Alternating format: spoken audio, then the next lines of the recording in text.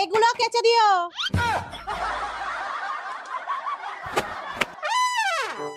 বৌমা, তুমি কিন্তু ভালো পা টিপতে পারো। মা, মাথাটা একটু টিপে দি। দাও। कितनी औसम है।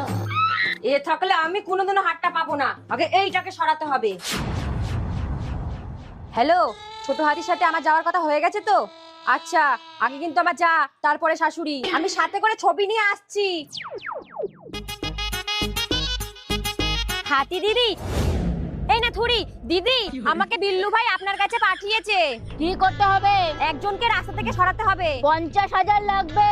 নিয়ে এসেছি। ছবি দেখা। এই যে, আমি ছবি নিয়ে আসছি। আচ্ছা, খবরটা দিলাম আমি।